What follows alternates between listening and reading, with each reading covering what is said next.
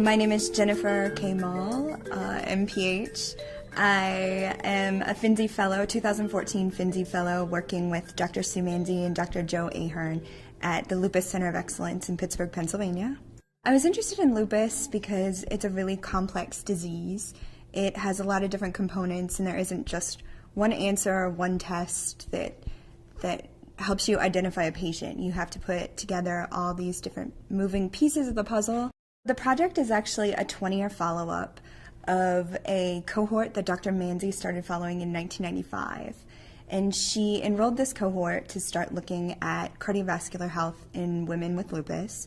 And they were known from some previous literature to have higher risk of cardiovascular events. So in order to investigate that, she gathered this group of women from the Pittsburgh area and started following them in 1995. And at baseline, they were given a carotid ultrasound. So it looked at the IMT and the number and count of plaques in their arteries. And then they were followed for now 20 years.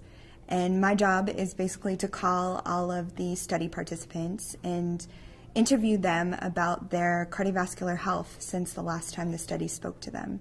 The questions I will be asking them are if they've had any cardiovascular events, if they've had any hard or soft events, hard events being a heart attack or a stroke, and soft events being things like TIA or mini stroke, cardiac catheterizations, blood clots, things of that sort. And also interviewing them about risk factors. Do they have a family history of heart attack, family history of stroke? Do they smoke? Do they have diabetes, hypertension, things like that?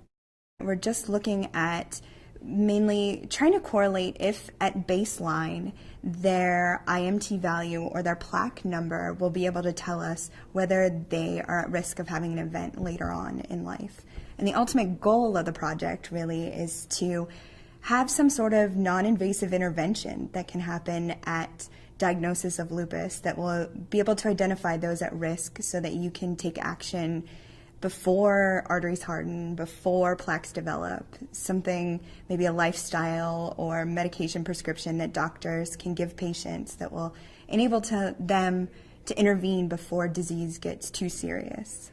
What we've learned thus far is that the previous studies have shown that the levels at baseline have predicted whether women are at risk for heart attack and stroke later on, and our findings really have shown that this association is even stronger at the 20-year mark. I definitely think as a medical student, this shows me that you don't have to pick patient care or research. You can really have the best of both worlds. You can use what you learn at the bedside, take it to the laboratory, study it, and bring those things back to help your patients.